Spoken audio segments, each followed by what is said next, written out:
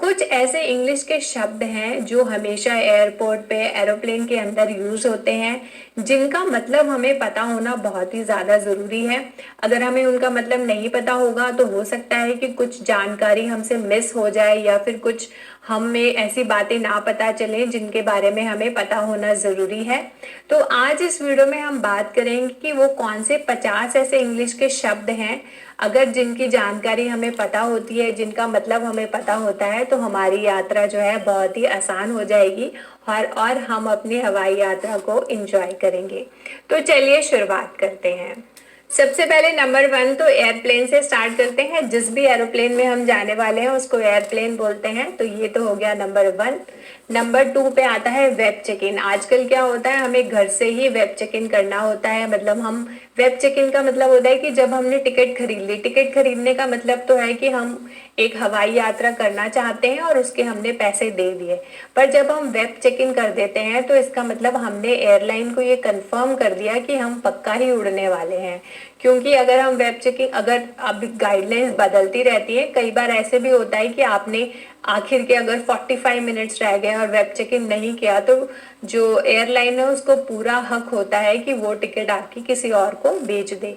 तो web check in का मतलब होता है ये कंफर्म करना कि हम जो भी हमारा टाइम है, जो भी हमारा दिन है, उस दिन हवाई यात्रा करने वाले हैं।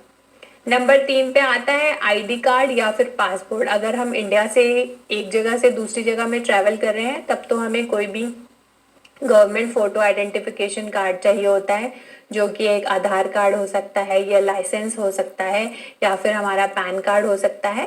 पर अगर हम इंडिया से बाहर जा रहे हैं तो डेफिनेटली हमें पासपोर्ट की जरूरत पड़ती है।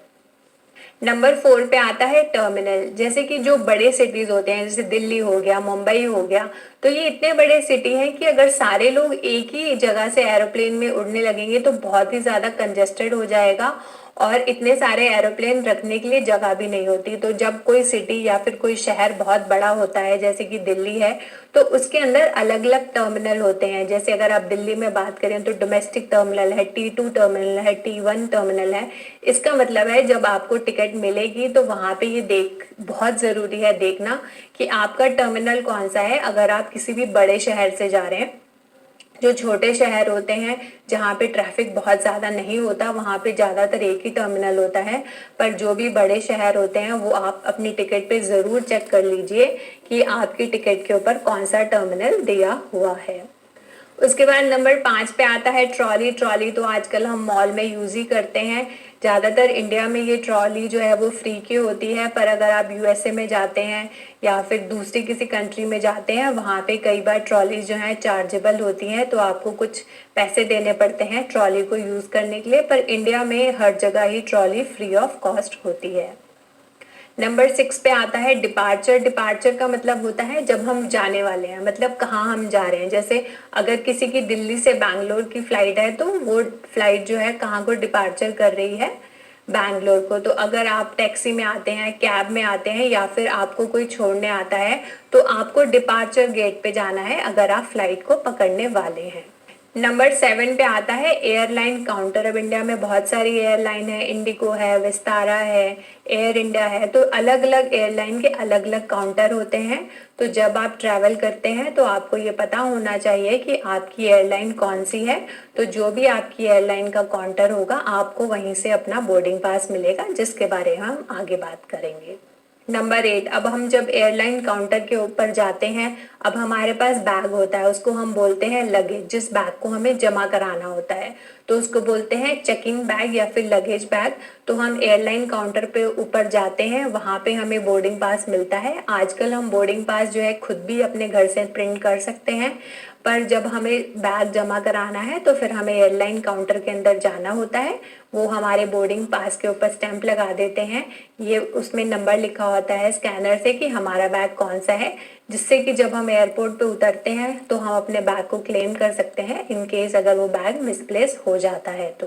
उसके बाद नंबर 9 पे आता है over size bag. Over size का मतलब है कि हर एक एयरलाइन का एक स्टैंडर्ड साइज होता है जो आप उस एरोप्लेन के अंदर ले जा सकते हैं। तो अगर आपका बैग का साइज जो भी उनका अलॉटेड साइज है उससे ज़्यादा बड़ा है तो उसको बोला जाएगा ओवर साइज लगेज।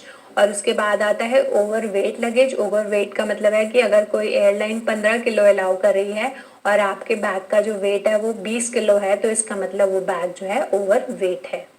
अब आप समझ लीजिए कि जो आप सामान बेच रहे हैं वो बहुत डेलिकेट है, उसमें कोई कांच की चीज़ है या फिर आपको लगता है कि कुछ ऐसी चीज़ है जो टूट सकती है, तो फिर आपको काउंटर में ये बोलना पड़ेगा कि मेरा जो सामान है बहुत ही ज़्यादा नाजुक है, मैं चाहती हूँ कि इसको ध्यान से लेके जाया जाए। तो उसके लिए एक स्टिकर लगा देते हैं वो आपके बैग के ऊपर, जिसको बोलते हैं फ्रेजाइल। तो जब भी आपका सामान आपको लगता है कि उसको टूटने का डर है, तो आप एयरलाइन काउंटर पे जो भी एयरलाइन का स्टाफ मेंबर है आप उनको बता दीजिए कि मेरे को फ्रेजाइल का जो है स्टैंपिंग चाहिए, जिससे कि मेरा बैग जो है हैंडल विद केयर किया जाए। नंबर 11 पे आता है चेक इन। चेक इन मतलब अब कंफर्म हो चुका है कि आप जो है फ्लाइट के अंदर ट्रैवल करने वाले हैं। बाद नंबर 12 पे आता है बोर्डिंग पास। बोर्डिंग पास आपको चेक इन काउंटर से वो देंगे, जहाँ पे आपकी लगेज की वो स्कैन करके जो स्लिप होती है वो भी लगा देंगे, जिससे कि ये आप कंफर्म कर सकें कि वो आपका ही लगेज है। और उसके बाद बोर्डिंग पास पे लिखा होता है कि आपकी फ़्लाइट कितने बजे उड़ने वाली है और कौन से गेट से उड़ने वाली है, क्योंकि ये गेट नंबर जो है कुछ ही घंटे पहले पता चलता है। तो बोर्डिंग पास पे लिखा होता है कि क्योंकि एयरपोर्ट तो इतना बड़ा होता है तो उसके लिए अलग अलग गेट होते हैं, तो ज़रूर आप बोर्डिंग पास पे अपना गेट नंबर चेक कर लीजिए कि आपकी फ़्लाइट कौन से गेट से मिलने वाली है। अब जब हम ये अपना बैग जमा कराने के लिए खड़े होते हैं तो वहाँ पे कई बार प्रायोरिटी लाइन भी होती है। प्रायोरिटी लाइन उनके लिए होती है, कई बार फ्रीक्वेंट फ्लायर्स होते हैं जो लोग बार बार ट्रैवल करते हैं, जैसे एयर होस्टेस है तो वो जर्नल लाइन में नहीं खड़े होते हैं क्योंकि उनको बार बार ट्रैवल करना होता है, तो उनके लिए एक प्रायोरिटी लाइन होती है। या फिर अगर किसी ने बिजनेस क्लास की टिकट ली है, बिजनेस क्लास की टिकट लिया मतलब वो एक महंगी टिकट है, तो उन लोगों को भी प्रायोरिटी मिलती है कि वो लंबी लाइन में खड़े ना होकर बल्कि एक छोटी लाइन में जाके फटाफट अपना चेकिंग प्रोसेस करवा सकते हैं। अब एक तो हो गया हमारा लगेज बैग जिसे हमने जमा करा दिया, दूसरा होता है हमारा कैबिन बैग, मतलब हमारा पर्स हो सकता है, हमारा लैपटॉप बैग हो सकता है, जिसे हम अंदर लेके जाना चाहते हैं तो उसे बोलते हैं कैबिन बैग। हमने अपना चेक इन करा लिया, हमारे को बोर्डिंग पास मिल गया। अब हमें नेक्स्ट पे जाना है सिक्योरिटी चेक। सिक्योरिटी चेक में क्या होता है, हमें जितना भी हमारी बेल्ट है, पर्स है, लेदर की चीज़ें हैं, कोई भी इलेक्ट्रॉनिक्स है वो एक ट्रे में डाल के जमा करानी होती है। फिर वो सारी चीज़ें स्कैन होती हैं, तो जब वो सब कुछ स्कैन हो जाता है इसका मतलब हमारा सिक्योरिटी चेक कंप्लीट हो गया। अब हम फ्लाइट के अंदर बोर्ड करने के लिए रेडी हैं। सिक्योरिटी चेक जब होता है तो वो आपके बोर्डिंग पास के ऊपर सिक्योरिटी स्टैंप लगा देते हैं या फिर टैग भी हो सकता है, पर आजकल स्टैंप ही लगती है। तो सिक्योरिटी टैग जब लग जाता है या फिर स्टैंप लग जाती है इसका मतलब है कि आपका सिक्योरिटी प्रोसेस जो है वो ख़त्म हो चुका है। उसके बाद नंबर 17 पे बात कर लेते हैं डोमेस्टिक या फिर 18 पे इंटरनेशनल। डोमेस्टिक का मतलब है कि अगर आप इंडिया में ही एक जगह से दूसरी जगह ट्रैवल करने वाले हैं तो इसका मतलब आपका डोमेस्टिक एयरलाइन है। पर अगर आप दूसरी कंट्री में जाने वाले थे तो इसका मतलब आप इंटरनेशनली ट्रैवल कर रहे हैं। तो डोमेस्टिक का और इंटरनेशनल ट्रैवल का सिक्योरिटी चेक अलग होता है, तो ज़रूर ये ध्यान रख लीजिए कि आप डोमेस्टिक से अगर जा रहे हैं, इंडिया में ही एक जगह से दूसरी जगह जा रहे हैं तो आपको डोमेस्टिक वाले सिक्योरिटी चेक में जाना है। अगर आप इंटरनेशनली जा रहे हैं तो आपको इंटरनेशनल वाले सिक्योरिटी चेक में जाना है। अगर आप इंडिया से बाहर ट्रैवल कर रहे हैं तो आपको पासपोर्ट की ज़रूरत पड़ेगी, तो पासपोर्ट के ऊपर उस कंट्री का वीज़ा होना भी ज़रूरी है जहाँ पे आप ट्रैवल कर रहे हैं। हाँ, कुछ कंट्रीज़ ऐसी होती हैं जहाँ पे वीज़ा ऑन अराइवल मिलता है, मतलब कि जब आप वहाँ पे पहुँच जाएंगे तब भी आप वीज़ा स्टैंपिंग कर सकते हैं। जैसे कि अगर आप थाईलैंड जाते हैं तो आपको इंडिया से वीज़ा लगाने की ज़रूरत नहीं है। आप जब थाईलैंड के बैंकॉक के एयरपोर्ट पे पहुँचते हैं तो वहाँ पे भी आप वीज़ा लगवा सकते हैं। पर कुछ जैसे यूएस है उसका वीज़ा आपको पहले से ही लगाना पड़ता है, तो अगर आप इंटरनेशनली ट्रैवल कर रहे हैं तो आपके पासपोर्ट के ऊपर वीज़ा होना ज़रूरी है। बाद नंबर 20 पे आता है इमिग्रेशन। जब आप इंटरनेशनल ट्रैवल करते हैं तो आपको इमिग्रेशन के थ्रू जाना होता है। वहाँ पे जो स्टाफ मेंबर्स होते हैं वो ज़्यादातर आपसे सवाल पूछते हैं कि आप क्यों उस कंट्री में जाना चाहते हैं, जहाँ पे भी आप जा रहे हैं आपका वहाँ पे एड्रेस क्या होगा, आप कितने दिनों के लिए जाना चाहते हैं। तो काफ़ी लोग कई बार घबरा जाते हैं, इतनी घबराने की ज़रूरत नहीं है, उनका ये रेगुलर प्रोसेस होता है। बस अगर उनको लगे कि कोई इंसान हो सकता है कि ये जेन्युइन नहीं है या फिर कोई गड़बड़ वाला इंसान है तो उनको पूरा हक होता है कि उसका ट्रैवल जो है वो वहीं पे रोक दे। नहीं तो अगर सब कुछ ठीक होता है तो वो इमिग्रेशन स्टैंप लगा देते हैं, तो आप अपने एरोप्लेन की यात्रा तब इंजॉय कर सकते हैं। बार क्या होता है, कोई टेक्निकल प्रॉब्लम आ गई या फिर कुछ और मौसम खराब हो गया, तो उसकी वजह से कई बार कोई कोई फ्लाइट डिले हो जाती है। तो जो भी वहाँ पे बोर्ड लगे होते हैं वहाँ पे डिलेड होता है। डिलेड का मतलब आपकी, अगर सपोज करो 9 बजे की फ्लाइट थी तो वो अब 9:30 की हो गई, तो इसका मतलब वो डिलेड हो गई है, वो लेट हो गई है।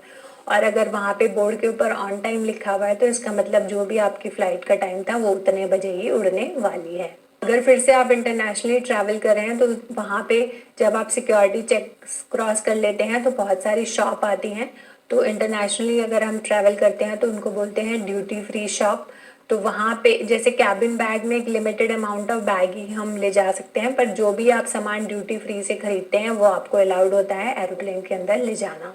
अगर सपोज करो आपका सिक्योरिटी चेक हो गया, अभी आपकी फ्लाइट में उड़ने में कम से कम 1.5 घंटा है, तो आप थक गए हैं, तो वहाँ पे सीट्स बनी होती हैं, उसको बोलते हैं वेटिंग एरिया, जहाँ पे आप आराम से जाके बैठ सकते हैं। आपको अगर कोई शॉपिंग नहीं करनी है तो आराम से आप वहाँ पे जाके बैठ सकते हैं। वहाँ पे रेस्टोरेंट्स भी होते हैं जहाँ पे आप खाना भी खा सकते हैं। तो वहाँ पे वॉशरूम वगैरह सबकी ही फैसिलिटी होती है। वेटिंग एरिया एक तो जर्नल एरिया होता है, उसके बाद बिजनेस लाउंज भी होते हैं जहाँ पे आप या तो अगर आपके पास कोई क्रेडिट कार्ड है तो कई क्रेडिट कार्ड्स के पास ये एक्सेस होता है कि आप बिजनेस लाउंज में फ्री में भी उसको यूज़ कर सकते हैं। या फिर अगर आपके पास क्रेडिट कार्ड नहीं है पर फिर भी अब आपको लगता है कि आपकी फ़्लाइट जो है ज़्यादा डिले हो गई या फिर 4-5 घंटे अभी पड़े हैं, तो आप बिजनेस लाउंज में जा सकते हैं। वहाँ पे जो भी आप खाना पीना खाते हैं वो भी उसकी अमाउंट जो भी आप देते हैं उसी में इंक्लूडेड होता है। तो वहाँ पे आप रेस्ट कर सकते हैं, अपने मोबाइल को यूज़ कर सकते हैं, चार्जर से चार्ज कर सकते हैं और जो भी वहाँ पे मील होती है उनको एंजॉय कर सकते हैं। अब बात कर लेते हैं फिर से गेट नंबर की। आपका जो भी बोर्डिंग पास है उसके ऊपर गेट नंबर डिस्प्लेड होता है। अगर कोई बड़ा एयरपोर्ट है तो उसमें काफ़ी सारे गेट नंबर होते हैं, तो हमेशा ही ये ध्यान रखें कि आपको पता हो कि आपका गेट नंबर कहाँ है, जिससे कि जब भी बोर्डिंग टाइम हो तो आप फटाफट वहाँ पे पहुँच जाएं। नंबर 27 पे बात करते हैं, लास्ट कॉल। अब क्या होता है कि एरोप्लेन में जाने का टाइम हो गया है और कुछ लोग जो हैं अभी नहीं आए, सपोज करो अभी 2 लोग नहीं आए हैं, तो एयरलाइन वाले जो हैं उनका नाम अनाउंस करेंगे। अगर वो कुछ समय की उनकी लिमिट होती है, अगर उतने पे भी अनाउंस करने पे भी नहीं आए वो, तो फिर वो बोर्डिंग क्लोज कर देंगे। तो अगर वो तब तक नहीं पहुँचे तो फिर उनकी फ्लाइट जो है उनको वो फ्लाइट पे नहीं चढ़ने देंगे। तो इसलिए कोशिश करिए कि जो भी हमारे बोर्डिंग पास के ऊपर बोर्डिंग टाइम है तब तक हम अपने जो गेट नंबर है वहाँ पे पहुँच जाएं। बोर्ड फ्लाइट का मतलब होता है कि हम फ्लाइट में एंटर करने वाले हैं, मतलब हम फ्लाइट के अंदर जब जाते हैं उसको बोलते हैं बोर्डिंग फ्लाइट। तो अब हम बोर्डिंग फ्लाइट मतलब अब हम फ्लाइट के अंदर एंटर कर गए। यहाँ पे भी जैसे प्रायोरिटी लाइन होती है तो प्रायोरिटी बोर्डिंग होती है। सबसे पहले जो बिजनेस क्लास के लोग हैं उनको प्रायोरिटी दी जाती है। उसके बाद अगर कोई ज़्यादा बुजुर्ग है या फिर जिनके साथ बच्चे हैं उसके बाद उनको प्रायोरिटी दी जाती है। उसके बाद फिर जर्नल इकोनॉमी क्लास के लिए जो है लाइन स्टार्ट होती है। अब हमने प्लेन के अंदर बोर्ड कर लिया, उसके बाद आता है जो प्लेन के ऊपर सामान जहाँ पे रखते हैं उसको बोलते हैं ओवरहेड बिन। तो जो भी अगर हमने कुछ शॉपिंग करी है या फिर हमारा कैबिन बैग है तो हम अपने वो ओवरहेड बिन के अंदर रख देते हैं। अब हमने सामान जो है ओवरहेड बिन में रख दिया। अब हमें देखना है कि हमारी कौन सी सीट है। जो सब विंडो के साथ होती है उसको विंडो सीट बोलते हैं, उसके बाद मिडल सीट या फिर सेंटर सीट, और जो साइड वाली सीट होती है उसको बोलते हैं आयल सीट। अगर हम प्लेन के अंदर वॉशरूम में जाना चाहते हैं तो वहाँ पे उसको वॉशरूम नहीं कह के लेबोरेटरी कहते हैं। तो जो वॉशरूम एरिया है उसके डोर के ऊपर लेबोरेटरी लिखा होता है, इसका मतलब कि वो टॉयलेट है या फिर वॉशरूम है। और फ्लाइट का उड़ने का समय हो जाता है तो एयर होस्टेस उस टाइम अनाउंसमेंट करती है कि फासन योर सीट बेल्ट। इसका मतलब है कि अब आपको अपनी बेल्ट बांधने का समय आ गया है और जब तक दोबारा उसको नहीं खोलने का सिग्नल आता तब तक आपको उस बेल्ट को लगा के रखना है।